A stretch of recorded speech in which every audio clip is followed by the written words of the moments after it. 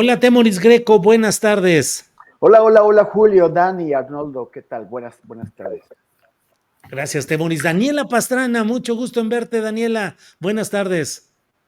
Hola Julio, hola Temoris, hola Arnoldo, un gusto como siempre platicar con ustedes. Hola. Arnoldo, buenas tardes, querido Arnoldo. ¿Qué tal, Julio? Qué gusto estar por acá nuevamente. Entramos en materia. Saludos, Temoris y Daniela. Sí, hombre. De todo hay en esta ocasión, pero creo que el tema central, Temoris Greco, es el de, pues, el movimiento que se está dando, los acomodos, reacomodos, negociaciones, respuestas. Creo que estamos en las horas tácticas en las que los diferentes posicionamientos están tratando de ganar plazas, colocaciones. ¿Cómo ves lo que está sucediendo, pues, en todo este terreno con las propuestas de un ministro para que solo se elija a los ministros de la Corte en junio de 2025, pero no a los jueces y los magistrados? Y la actitud en el Congreso que dicen nones, se eligen tal como está la reforma constitucional ya promulgada. ¿Cómo vas viendo toda esta evolución, Temoris? Pues da la impresión, y es nada más una impresión, de que están en modo de control de daños, ¿no? O diríamos en la calle, de lo perdido lo que aparezca. Tratar de evitar que el golpe al viejo régimen enquistado en el sistema judicial pues sea tan pesado como viene, como pinta. Entonces tratar de salvar aunque sea los aparejos, como dirían los marinos. Es bastante pues obvio que los ministros de la Suprema Corte ya se dan por perdidos a sí mismos, que saben que son lo último a lo que se podría renunciar con esta reforma es al cambio total de la Suprema Corte. Y también saben que no van a poder ganar, pues que no son como dice el ministro Alfredo Gutiérrez Ortiz Mena en su carta de renuncia publicado hoy, dice, pues sé que no estoy hecho para ir a una elección. Incluso una elección que no será como las que conocemos de diputados y senadores y todo eso, en los que hay que hacer campaña, ir tocando puerta por puerta, ir cayéndole bien a todo el mundo, ¿no? La idea es evitar eso. El problema que es que ya que estamos viendo la luz al final del túnel, ya que Ricardo Monreal parece pues muy satisfecho y muy contento al momento de adoptar una postura inflexible y de no querer ceder nada, lo cual pues genera la impresión de que tiene los pelos de la burra en la mano o tiene las riendas bien sujetas. Yo creo que ya podemos empezar a hablar un poquito de las preocupaciones que puede generar o que está generando el proceso al que estamos ya entrando. Como por ejemplo el de cómo vamos a elegir a tantos cargos. ¿Cómo vamos a escoger? Cuando, por ejemplo, los ciudadanos tenemos, en cada circunscripción electoral, tenemos 40 puestos que repartir de diputados para que son 5 circunscripciones y los plurinominales, pues cada partido propone 40 para ver cuántos de esos quedan para llenar los 200 lugares que corresponden a la representación proporcional.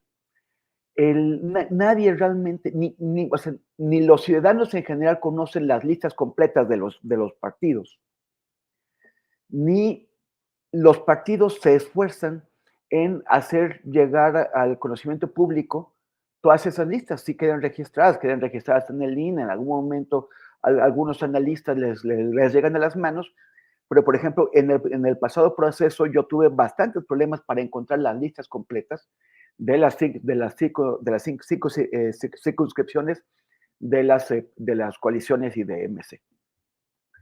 Porque no estamos votando por cada uno de los candidatos pluris, sino que estamos votando por la propuesta del partido, que de hecho cuando uno vota por el candidato de mayoría del partido, automáticamente está votando por la lista de representación proporcional. Entonces eso, aunque son bastantes puestos, en realidad no hay una discusión sobre ellos. Muy pocos llegamos a conocer, a muy pocos, porque son los que destacan, son los que de alguna forma venden o jalan más votos o tratan de intervenir en el proceso y por lo tanto pues nos enteramos de que existen, pero de la inmensa mayoría de los plurinominales nunca nos enteramos quiénes son. Aquí es al revés, porque aquí los candidatos a la miríada de puestos que van a entrar a la discusión, pues no pueden venir por partidos. Esa es una de las condiciones, que no tengan el amparo de un partido político, precisamente con la idea de evitar, es la teoría, de evitar la captura del Poder Judicial por uno u otro partido político o coalición. La idea es que, idealmente, es que sea imparciales. Entonces tenemos que conocer a este montón de candidatos y qué es lo que dicen, y además conocer lo que dicen otros para poder elegir a los que nos gusten. Y son muchísimos. En cada distrito, en cada entidad, en cada espacio, nos va a tocar elegir a un montón. Y yo no veo la forma en que esto se pueda hacer de una manera ordenada, informada, que permita que los ciudadanos emitamos votos informados, que sepamos por quién estamos votando. De hecho, también veo muy difícil que se genere una expectativa como lo que hay cuando uno va a votar por gobernador o por alcalde, o la que hay que es mayor, que es por presidente. Por eso siempre que hay elecciones presidenciales hay mayor participación. En este caso hay que votar por unos jueces, que además hay una confusión sobre este montón de jueces. Entonces, es muy probable que la participación, sobre todo en las elecciones del año que viene, que no coinciden con el proceso federal ni con los estatales, salvo unos poquitos, es muy probable que la participación sea muy baja. ¿Cuál es la referencia que tenemos al respecto? Pues como la participación que ha habido en las consultas. Claro. En la consulta presidencial, que tuvo el 17% de participación. Sí. Posiblemente pueda haber más, porque dice que es un tema tan claro. Entonces, ¿qué es lo que se abre aquí? Cuando hay bajas participaciones, eso en este proceso y en cualquier otro en el mundo, cuando hay baja participación ciudadana, el peso del voto corporativo es mayor. Esto significa que, aunque sea de manera a las escondidas, un sindicato, un grupo corporativo, una organización, va a tener mayores posibilidades de influir en el resultado final, movilizando a sus afiliados, que no necesariamente van a hacer un voto informado, sino un voto de instrucción, el voto que les dijeron. Y claro. bueno, pues todo lo que tenemos que ver es cómo se va a hacer, si efectivamente, para evitar que los grupos corporativos definan quiénes van a ser los siguientes magistrados y jueces. Bien, Temoris, gracias. Daniela Pastrana, ¿cómo vas viendo todo este proceso que tiene muchas aristas, muchos bemoles, como dirían en algunas notas clásicas de periodismo? Todo lo que va sucediendo, ¿cómo lo vas viendo, Daniela? No, Julio, pues yo creo que los ministros no tienen vergüenza. Vilmente, el título que le pusiste hoy a tu programa me parece lo más acertado. Cobran y se van, más como aludiendo a aquella frase histórica de Vicente Fox y Fidel Castro, que le decía, come si te vas. Bueno, estos cobran y se van. Y creo que una de las cosas, bueno, ahora lo que estamos viendo en este capítulo de esta semana con la ponencia del ministro González Alcántara, y con la renuncia del ministro Ortiz Mena, es una situación que a mí me rebasa, ¿sabes? Porque como entiendo que ya hace rato en la Corte los ministros han decidido perder todo intento de sentido común, pero lo que me parece increíble es que todavía mantengan como estos animales heridos que ya no saben a dónde tirar zarpazos, que mantengan toda esta confusión y que nos metan en ese carril de discusiones jurídicas que ahora todos estamos teniendo que aprender mucho sobre la Corte, eso es lo bueno, pero como para darle vuelta a una situación que no tiene ningún sentido. Y te digo dos cosas muy concretas. Una, esta propuesta que hacen de un modelo medio híbrido, de que nada más se elija a los ministros y no a todos los demás, pues rompe con todos los alegatos que nos han estado insistiendo en los últimos meses. Bueno, primero el hecho de que se acepte, ¿no? Que se acepte que ellos, que la Corte revise, le dicen reforma constitucional, pero es que de hecho ya es la Constitución. O sea, que la Corte revise la Constitución, básicamente, ¿no? Porque ya se publicó, o sea, ya es una cosa consumada. Y ya pasó todos los procesos. Entonces, bueno, primero es eso, que dice uno, bueno, no hay argumentos como por qué lo están haciendo, pero lo están haciendo. Lo segundo es con este argumento de que, pues entonces nada más se elija a unos, que son los ministros, los más altos cargos. Y entonces uno se pregunta, y entonces todo el argumento de que no son cargos elegibles, es más, la misma renuncia del ministro Ortiz Mena, que dice, pues renuncio no porque me quiera llevar mi dinerito, que es lo que nos queda muy claro a todo mundo, sino que renuncio porque pues estos no son cargos de elección popular, requieren toda esta experiencia, bla, bla, bla, todo lo que nos han estado diciendo todos estos meses de paros y de alegatos. Y entonces, ¿por qué aceptarían que los más altos cargos del Poder Judicial sí fueran elegidos? Es que no tiene ni siquiera sentido lo que dice de la silla de un ministro a la silla del otro, está ahí, se contrapone. Entonces, a mí lo que me parece es que sí están en una posición ya de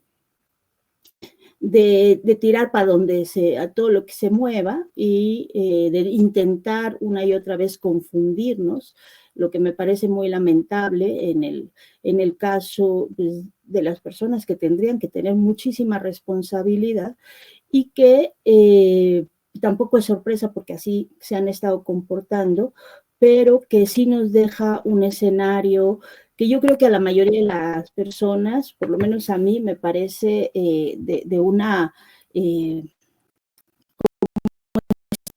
estar todo el tiempo en una arena movediza, ¿qué va a pasar mañana y qué va a pasar mañana? Y que no nos deja ocuparnos de otras cosas que son realmente muy relevantes para el país, este tema de la violencia que estamos viviendo y muchas otras cosas, por estar concentrados en una discusión que ya se decidió, o sea, que ya, bien o mal, querramos o no, ya es la Constitución, nos guste o no, los argumentos pues ya se alegaron mucho, ya se votaron, ya pasaron, ya tuvimos muchos de acuerdo, yo estoy de acuerdo con que haya esa elección y que probemos la herramienta, como lo he dicho en otros momentos, como en algún momento se aprobó una reforma a los partidos políticos y luego tuvo que aprobar otra e ir perfeccionando. Hemos tenido varias reformas políticas desde 1976 para ir perfeccionando las herramientas. Entonces, bueno, pues que se vaya perfeccionando, pero ya está, ¿no? Entonces, a mí, pues eso es, hasta ahí me quedo. Yo creo que realmente es un espectáculo triste para el país.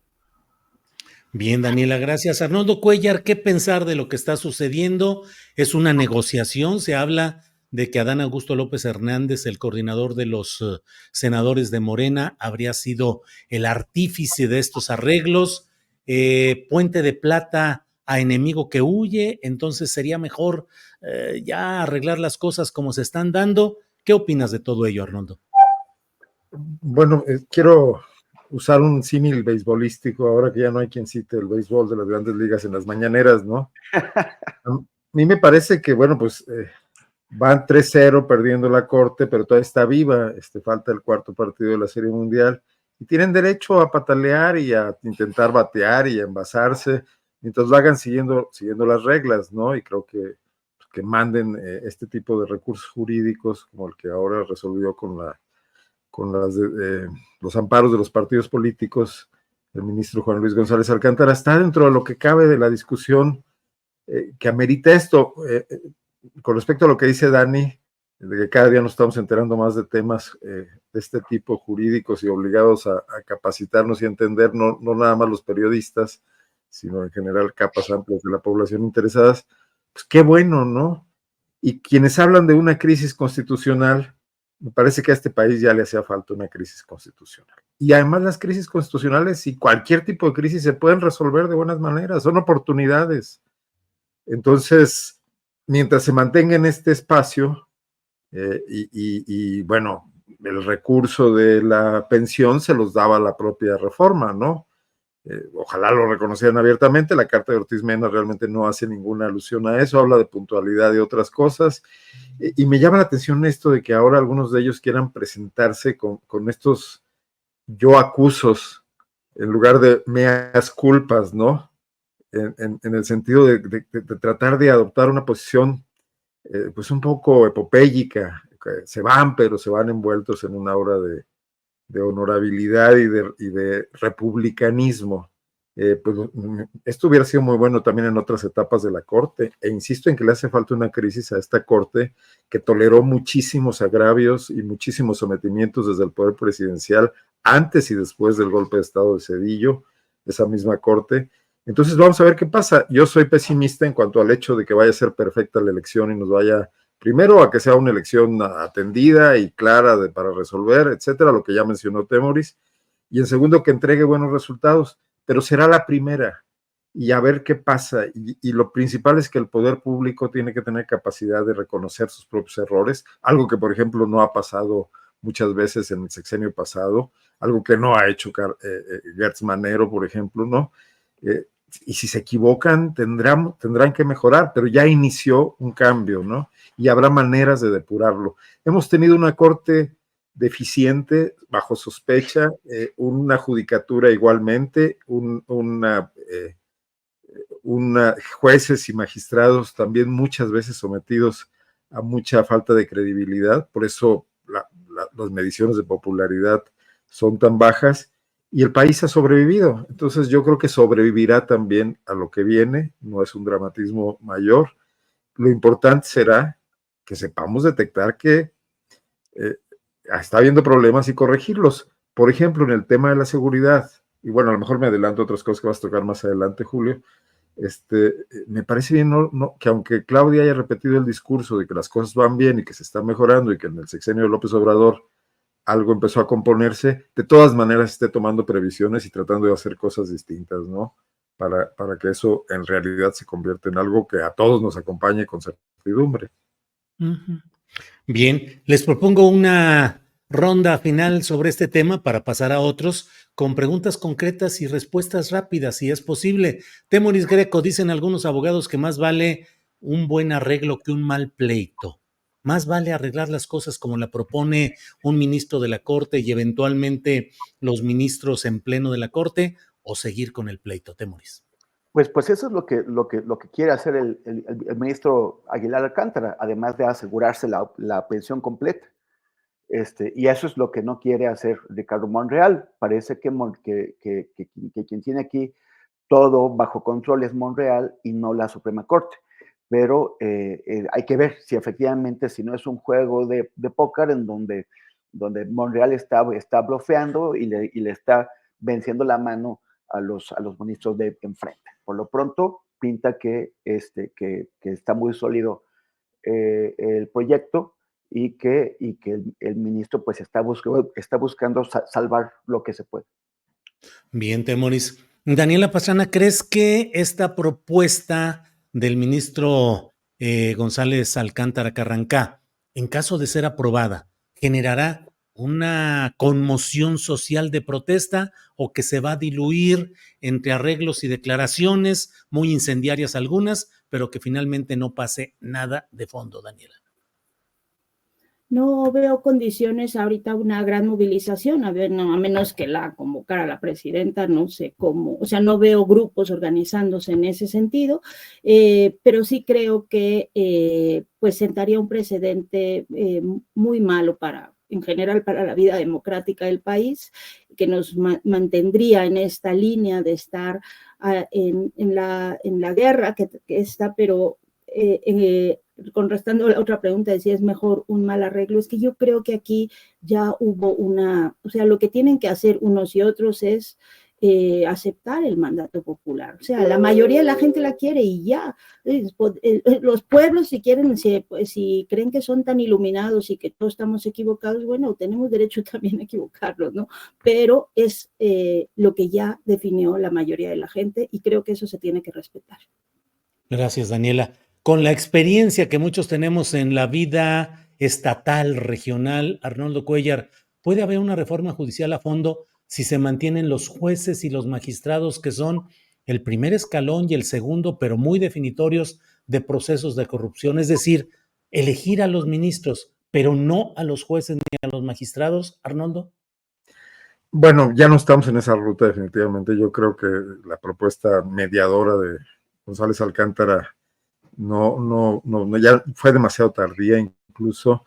Yo creo que hay jueces y magistrados rescatables, pero pues van a tener que ir a un proceso de este tipo electoral. Por acá comentaba Berenice Palma en el chat cómo vamos a estar en acierto y error con la impartición de justicia. Me parece un planteamiento muy interesante.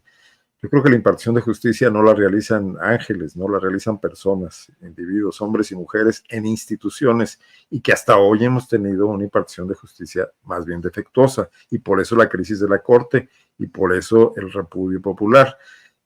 Yo lo que estoy planteando es que lo que va a surgir va a seguir siendo defectuoso, y que tenemos la oportunidad, porque ahora habrá mecanismos, y habrá esta intervención ciudadana, que sin duda no será sencilla ni fácil, porque además no estamos acostumbrados a la democracia.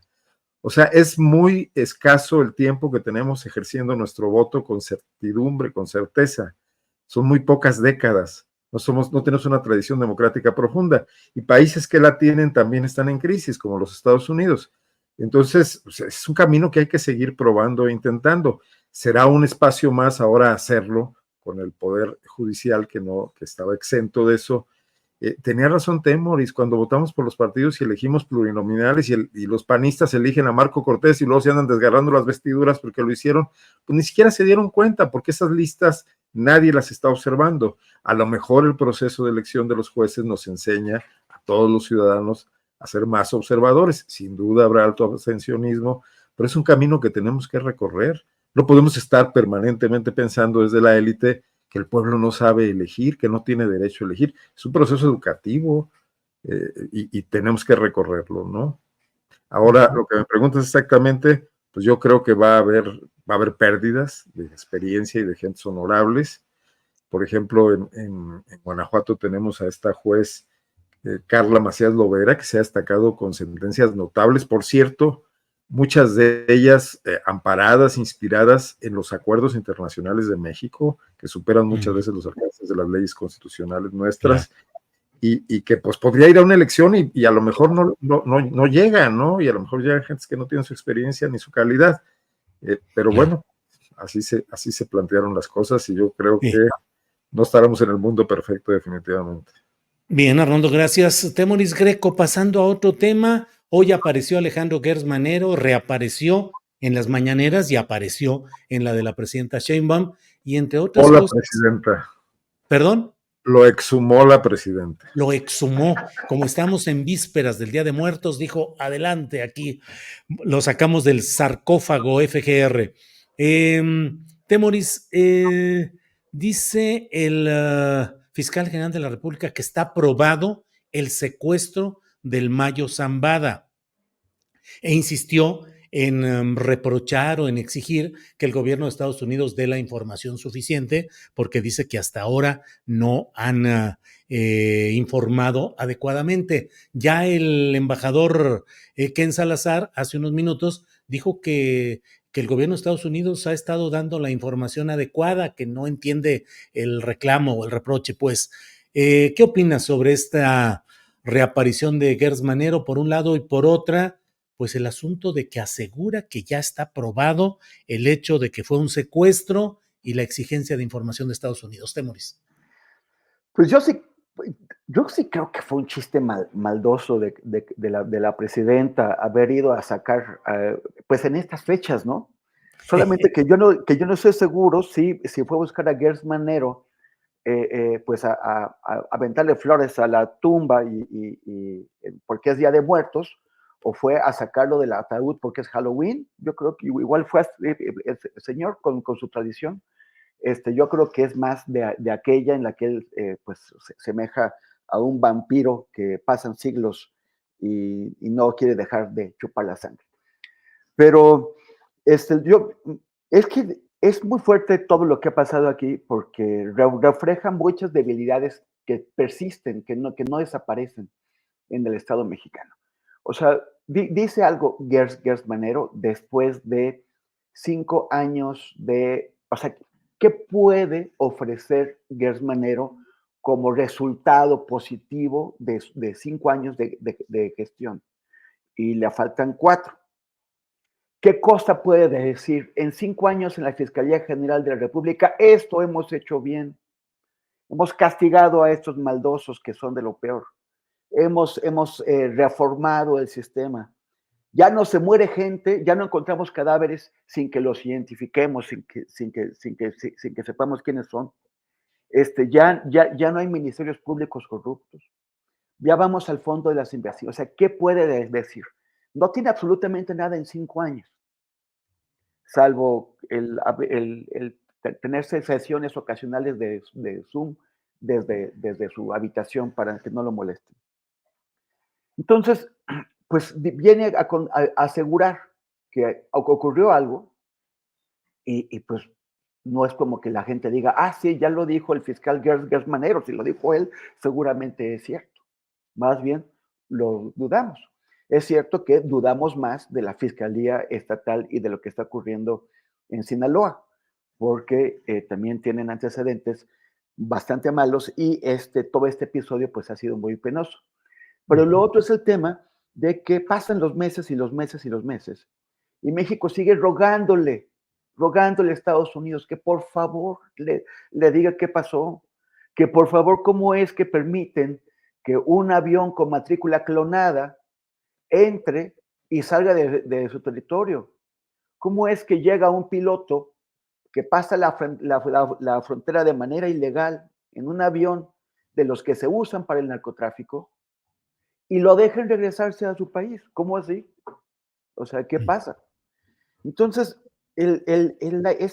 también hay que verlo en un contexto de desconfianza, en un contexto también del sabotaje que ha tenido la DEA sistemáticamente para el gobierno anterior y pues parece que sigue con pero también cuando uno ve las declaraciones que se están emitiendo desde Estados Unidos, también suena bastante desorganización, si no es que de descomposición de las instituciones encargadas de perseguir el crimen allá, del FBI y de la DEA. Y entonces todo queda en un episodio bastante penoso de confusiones, en donde no le creemos a nadie y donde además se está teniendo consecuencias muy fuertes. Y la pregunta para los estadounidenses aquí es, ¿fue una decisión política? Porque arrestar a un personaje tan importante con tantas consecuencias como el Chapo, como el Mayo, pues es una decisión que se tiene que valorar qué va a pasar si te lo llevan. Y hay un desastre en el Estado causado por eso. Entonces, si fue una decisión política, ¿por qué no fue consultado? O sea, ya no es una maña de las agencias involucradas, sino ya es algo que ha causado problemas diplomáticos graves entre ambos países. Entonces, ¿por qué sigue eso sin arreglarse? Claro. Bien, Temoris. Daniela Pastrana, ¿qué opinas de este tema? ¿A dónde puede llegar? ¿Qué consideraciones tienes sobre él, Daniela? Tu micrófono. Micro. Acá está. Ahí estamos ahí para hablar acerca de Gers Manero, su reaparición y las exigencias de información de Estados Unidos. Daniela. Sí, pues mira, más que la reaparición, a mí lo que me parece que es el foco del tema es lo que está pasando en Sinaloa, donde la información que tenemos realmente es agobiante para muchas de las personas, pues para la población en general, ¿no? En esta guerra que hay entre las familias poderosas y esto. Y entonces yo les quiero recomendar mucho una columna que leí de Alejandro Almazán, que se llama Preguntas para Rocha Moya, creo que publica en El Heraldo. Y les quiero, acá la tengo, quiero nada más decirles, porque hace una serie de listas, cuenta un poco lo que está pasando y hace una lista amplia de preguntas para el gobernador que creo que vale la pena atender. Y esta parte que dice en relación con lo de la fiscalía, dice, cuando usted pidió a la FGR que la FGR trajera el caso, sabía que la Fiscalía Estatal había cometido varios delitos para inventar una versión paralela del homicidio. Le hablo de la desaparición forzada de personas, ¿no? Y luego dice, ¿por qué autorizó la cremación del cuerpo de Cuen? Pregunta, ¿cómo explica que la exfiscal Bruna estuviera en el hospital a que llegara el cadáver del exrector?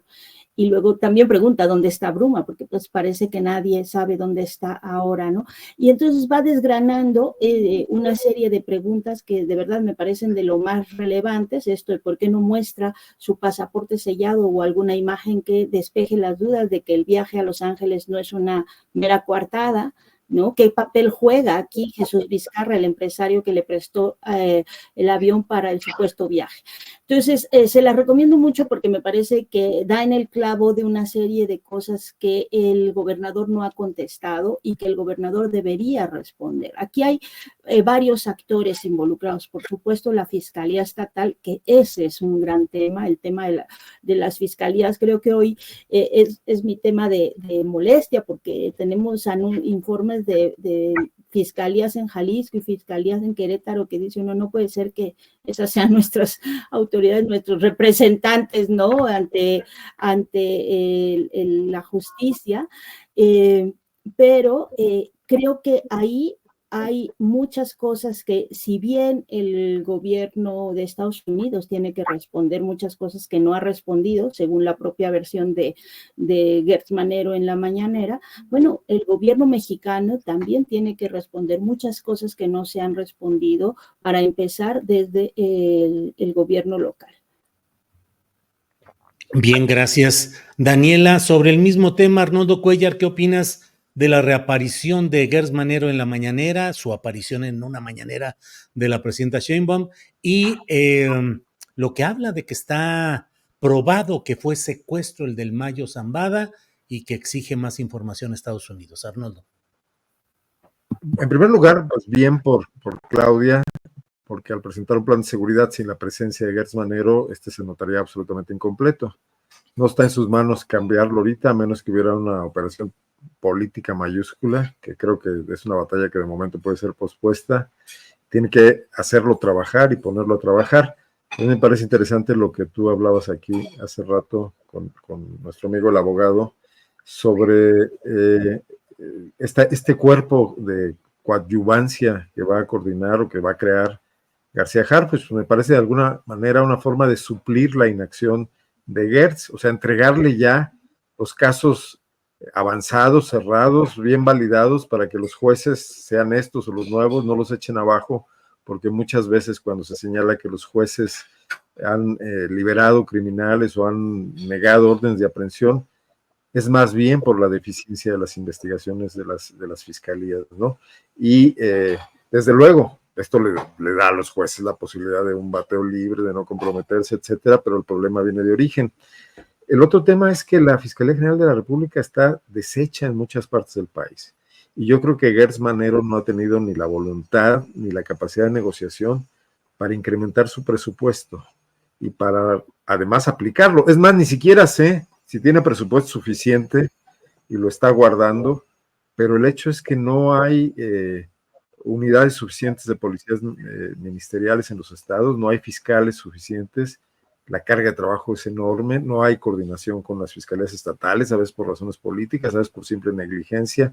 Es muy común que las fiscalías en los estados, antes eran delegaciones, hoy son fiscalías regionales, entiendo, estén cooptadas por los gobiernos locales. Es bastante sencillo que lo logren, que Samarripa ha tenido mando y control sobre los fiscales que ha tenido a su cargo. Entonces, falta una reestructuración que Gertz Manero ya nunca estuvo dispuesto a hacer y ahora menos que nunca. Si esta es una operación de un aterrizaje suave para este fiscal y el crecimiento de una solución, de una alternativa a futuro, pues bueno, no solo me parece correcta, sino que urge, ¿no? Por otra parte, en el tema específicamente del Mayo y de Sinaloa, me acabo de echar rapidísimo el artículo de Alejandro Almazán y la pregunta final me parece central. Si se puede o no se puede ser gobernador de Sinaloa sin la anuencia del narco. Y creo que es una pregunta que no solo tendría que responder Morena, tendría que responderle el PAN y la tendría que responder el PRI. Y en ese sentido, recuerdo de nueva cuenta el artículo que aquí comentamos la semana pasada de Adrián López, en el sentido de que no solo se requiere la anuencia del narco para ser gobernador de Sinaloa, se requiere para vender periódicos, se requiere para ser policía, por supuesto, para muchísimas actividades, ¿no? Para ser el principal exportador de carne del estado, ya estoy diciendo barbaridades, pero bueno, yo creo que esta es una situación que no puede ser englobada desde el punto de vista solamente policial. Sí es patético que lo que sea la prioridad en este momento sea el secuestro del Mayo, y por ejemplo no lo hayan sido en el pasado los crímenes del Mayo, no, los crímenes de los Chapitos, o una estrategia integral para tratar de atacar en varios frentes el gran poder de este cártel, antes unido y hoy confrontado financieramente, o esta cuestión donde cooptan estructuras desde las casas de estudios superiores hasta las policías y los gobiernos municipales muy probablemente, y ve tú a saber qué más, ¿no?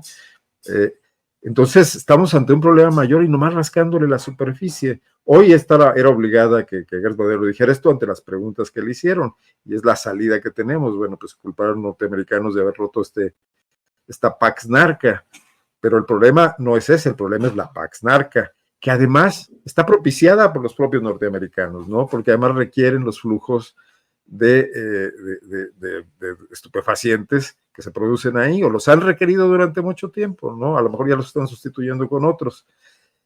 Pero el problema parece más complejo nada más de el afer Mayo Chapitos. Sí, Arnoldo. Temoris Greco, ya también Daniela Pastrana habló sobre el caso Sinaloa, lo que está sucediendo, lo que continúa sucediendo por allá.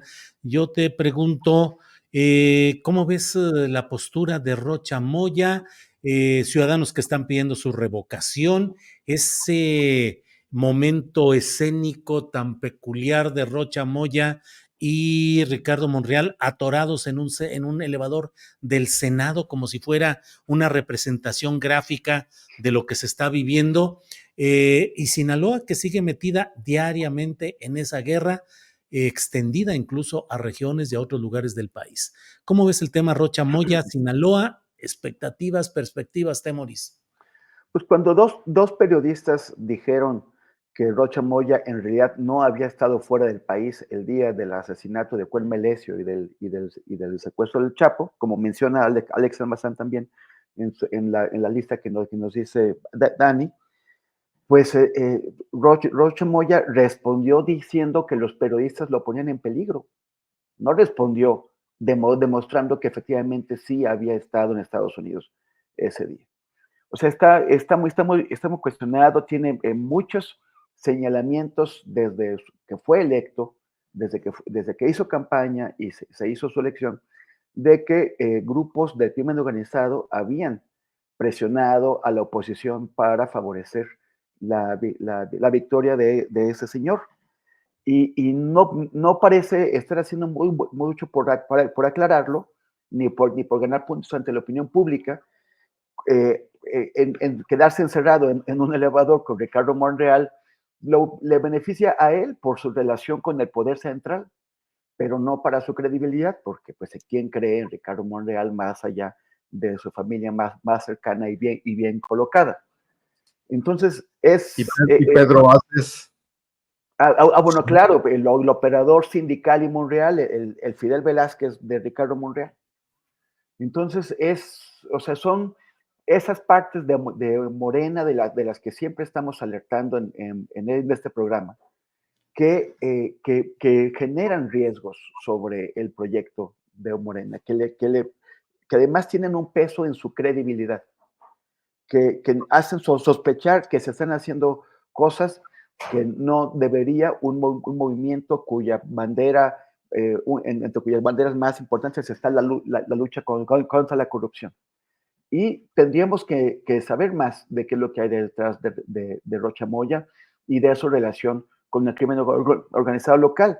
Dice Alex Almazán en ese texto que nos leyó, bueno, que mencionó también Arnoldo, que el crimen organizado es determinante para que alguien ocupe cargos políticos o en la policía o en el Poder Judicial en el Estado.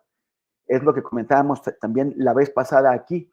¿Cómo podemos esperar que los agentes ministeriales que dijeron que Héctor Cuen Melesio había sido asesinado en la gasolinería, cómo esperar que hagan otra cosa, cómo esperar que hagan una carrera decente y transparente si todo el aparato está cooptado? Si ellos hubieran dicho otra cosa, pues por lo menos los corrían, si no es que acababan asesinados también.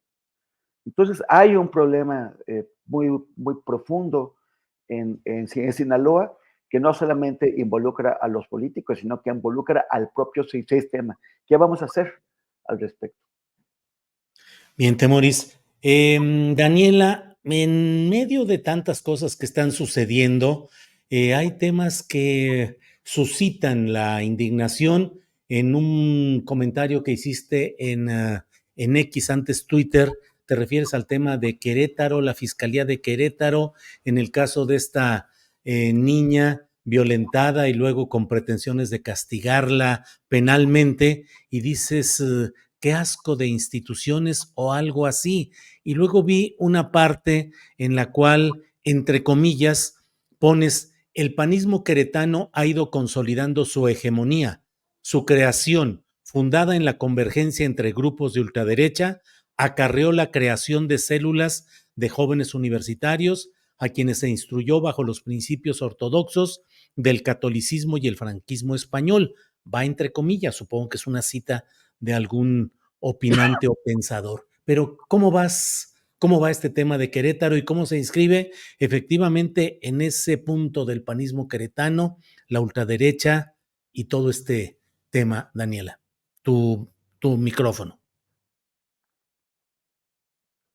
Sí, fíjate que sí es una cita de Alejandro Ruiz, que es quien hizo la nota que publicamos en pie de página, que conoce muy bien el tema de Querétaro, conoce muy bien al fiscal, bueno, la historia política del fiscal y del panismo de Querétaro. Entonces, a propósito de la historia de esta niña, que es una niña de 14 años, que quizá, presumiblemente fue violada, y que lo que define la fiscalía no solo, o sea, tiene un aborto no provocado, ¿no? Una interrupción del embarazo no provocado, y ahorita está con el tema de que pues la quieren encarcelar a una niña de 14 años, ¿no? Y lo que más me enfadó, pues, es que si esta chica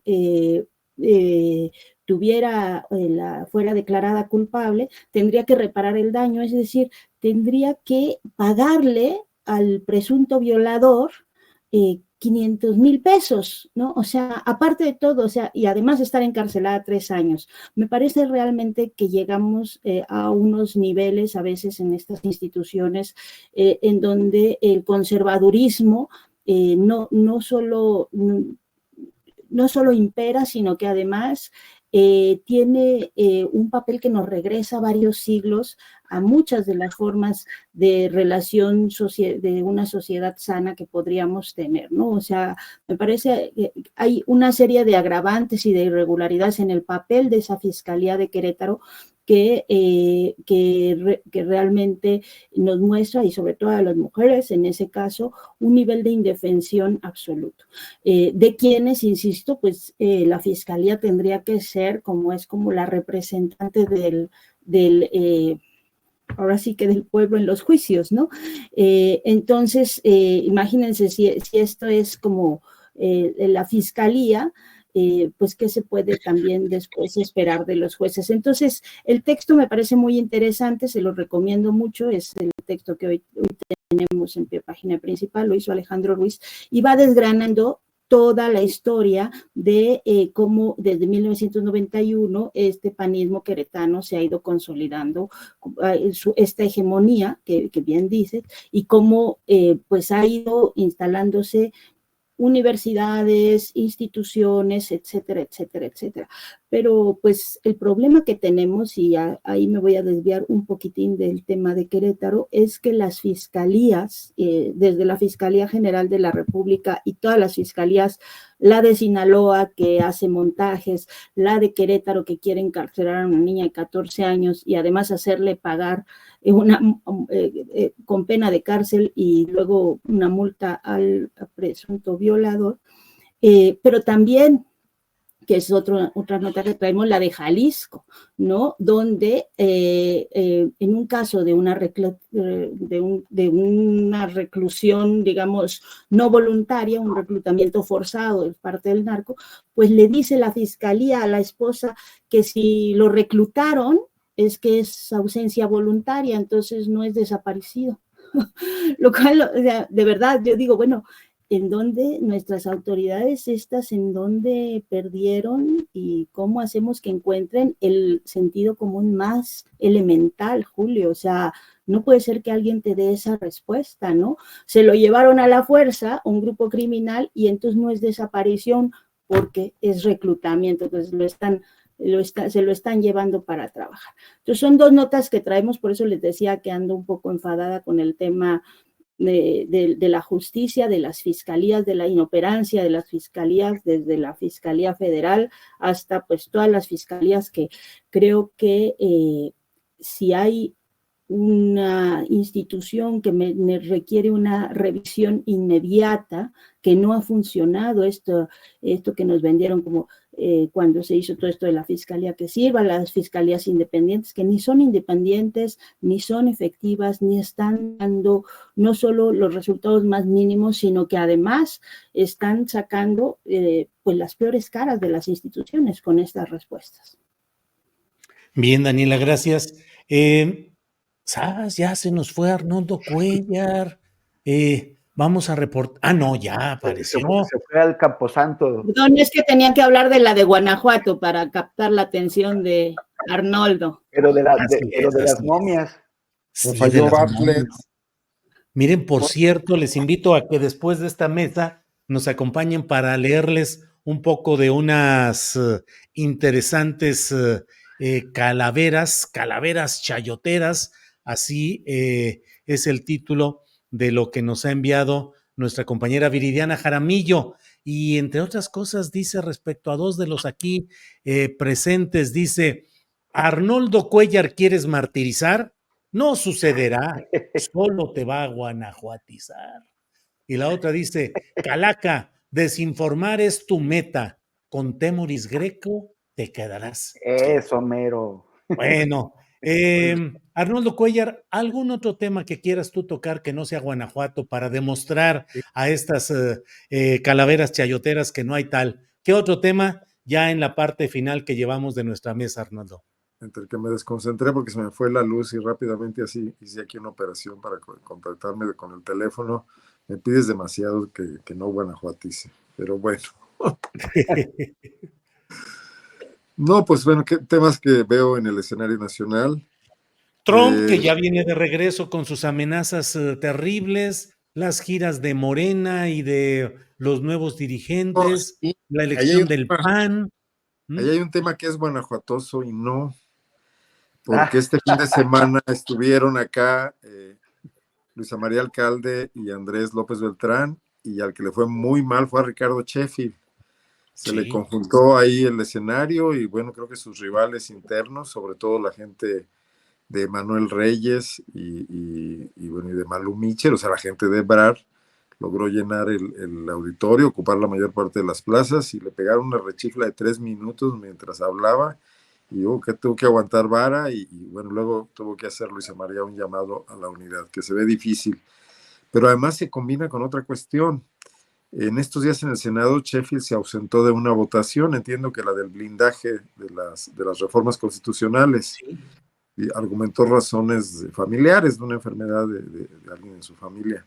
Pero al mismo tiempo, Emanuel Reyes, otro guanajuatense, también senador, suplente de Ebrard, se anotó, otra vez poniéndome beisbolero, el hit de jalarse a la senadora del PRI.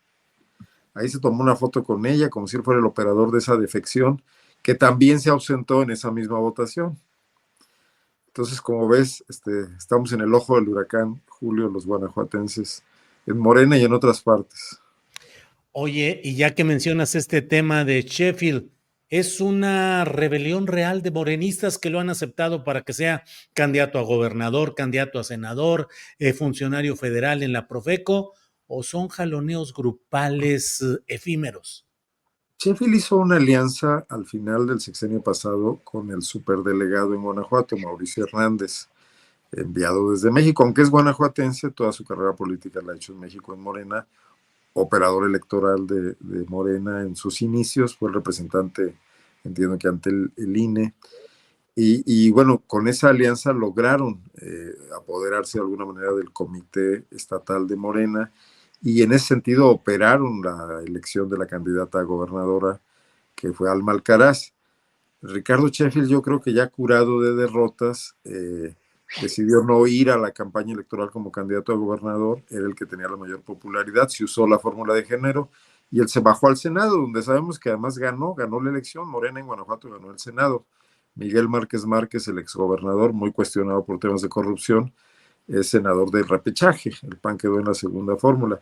Pero yo creo que ahora sus adversarios se han reagrupado. La propia Alma Alcaraz en campaña pactó con bueno, pues estos otros grupos contrarios, los de Ernesto Prieto, los ebrardistas, y creo que está en una situación comprometida Sheffield en este momento. Pero falta mucho tiempo, hay otros prospectos, surgen algunas candidaturas interesantes de mujeres. Vamos a ver qué pasa en Guanajuato, porque hay que recordar que Morena está creciendo mucho. Se quedó ya a un margen muchísimo más manejable de derrotar al PAN. Bueno, eso fue lo que obligó a Livia García a tirar por la borda a Carlos Amarripa, ¿no? A aplicarle la tabla de los piratas, aunque sigue aferrado ahí, todavía no se acaba de ir. Y es otro de los fiscales que Dani podría tener como ejemplo del desastre que es esto, ¿no?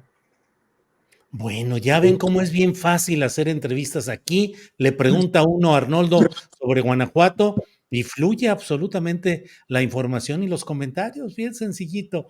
Temoris Greco, vamos en la parte final en la cual ya estamos, el tema que desees agregar, pero mientras tanto, déjame compartir aquí porque ya se desató la vena poética y calavérica de nuestros compañeros, que dice Papá Robot, dice, a Dani Pastrana la muerte la llevó de tul, el coraje le puso rojo, el pelo azul. Eso dice por ahí. Otro comentario, Rafael Gómez dice, siguió husmeando la huesuda para no dar juicios a priori y empezó de confianzuda con la mesa Montessori. Órale. Temoris Greco, comentario, por favor, para ir cerrando esta sección. Oye, pues mira, vine con mi camiseta de Ándale, Este arte que abraza, abraza. que es el documental que estamos Pero haciendo. deberías venir con camisetas para todos. Pues sí. Sí, pues yo creo que para un futuro próximo, porque sacamos 50 y ¡fum! Desaparecieron. O sea, Pero, no nos va a dar, Arnoldo, no nos va a dar, es sí, como respuesta de político. Más adelante lo En la poca analizaremos. Mercado Libre y apoquinamos. ustedes confíen. Sí. Ustedes voten y ya después les cumplimos. Bueno, nos fue súper bien en el Festival Internacional de Cine Documental de Ciudad de México. Tuvimos 2 funciones, la de apertura y la de clausura, todas con mucha gente, muy bonitas, la gente muy, muy conmovida, les gustó mucho el documental. Nosotros salimos pues súper contentos y contentas. Y hoy tenemos, por eso la traje hoy, una función aquí en Ciudad de México. Nos han señalado que no la hemos llevado a provincia. Apenas estamos empezando y estudiando cómo le vamos a hacer. No es fácil. Ojalá que tuviéramos de nuestro lado a las cadenas Cinemex y Cinépolis, pero resulta que eso no es así. No están ni del lado de la gente ni del lado del cine mexicano, están del lado de Hollywood. Entonces nosotros tenemos que buscar otras formas de llegar, estamos viendo eso. Pero hoy hay una función, hay una apertura de muestra. Hicimos una muestra de trabajos de creaciones artísticas en apoyo a Ayotzinapa que estamos presentando en un lugar que se llama Centro de Exploración y Pensamiento Crítico. Entonces hoy vamos a presentar primero la muestra que Alejandro Ortiz, Alecos, es el que armó la muestra, la va a presentar, va a dar un tour a las 6 de la tarde de hoy. A las 7 tenemos la función y a las 9 de la noche ya tenemos una charla con el grupo en donde va a haber un cóctel. Entonces todo esto es gratis para quien vaya. Es en Avenida Revolución número 1291, número 1291, es casi con Barranca del Muerto, es por el metro Barranca del Muerto. Y lo otro, Julio, te quería contar, te lo quería contar antes por WhatsApp, pero han dado muy a las carreras. Pues voy al Líbano a cubrir la ofensiva israelí allá. Todavía no ahora, porque, pues como sabes, con el Premio Nacional de Periodismo, la entrega es el 12 de noviembre. Entonces, eso postergó. Yo ya tendré que estar saliendo ahora para el Líbano, pero me quedo para el premio. Entonces, todavía la siguiente semana estaré con ustedes aquí. Y luego la otra ya no, porque la entrega es el 12 de noviembre, justamente el martes 12, justamente a la hora de nuestro programa. Y luego me ausento 2 semanas, pero pues aviso a las personas para que no digan dónde anda, ya se fue con la parca y seguramente está en la Paxnark. Y el tema que quería tocar es que es increíble que en Estados Unidos estén a punto de reelegir a Donald Trump. Acaba de tener hace un par de días un evento en el Madison Square Garden que fue totalmente, salió todo el racismo terrible. Hizo unas bromas sobre Kamala Harris, sobre su color, su origen, su coeficiente intelectual, pero sobre todo unas bromas contra los latinos. Por ejemplo, uno de ellos dijo que hay una isla de basura flotando en el Atlántico que se llama Puerto Rico. Así, una isla de basura. Y eso, pues, revela mucho de lo que son y de lo que van a hacer, de cómo el odio se va a incrementar en Estados Unidos una vez que ellos sientan que ya ganaron y que están reivindicados, lo cual va a generar muchísima presión sobre todas las personas que no son hombres blancos, o sea, sobre las mujeres, sobre los negros, los asiáticos, los latinos, los musulmanes, todos. Y lo que es muy grave es que hay una parte de la comunidad latina que está dispuesta a votar por Donald Trump, no solamente cubanos en Florida, sí, sino también grupos de mexicanos en otros estados. Quieren votar por alguien que los considera inferiores, que los considera criminales, que los considera violadores. Sería una pena increíble, imagínate, que el voto latino le diera la victoria a un racista tremendo como es Donald Trump. Bien, gracias. Vamos con la parte final. Daniela Pastrana, no sin antes invitar a quienes nos acompañan para que se queden unos par de minutos para leer las calaveritas o una calaverita que nos han enviado. Hay otra que no encuentro ahorita exactamente, pero ahorita les digo lo que dice. Dice que damos menos, ahorita le estoy pidiendo a Sebastián a ver si la encuentra. Dice, ya se murió Angelita, de nada sirvió su fuero, se llevó la calaquita a la ñora Ángeles Guerrero. ¿Qué pasó? Quedamos menos, pero bueno, son las calaveritas. Daniela Pastrana, por favor, postrecito o la parte final de este programa, Daniela.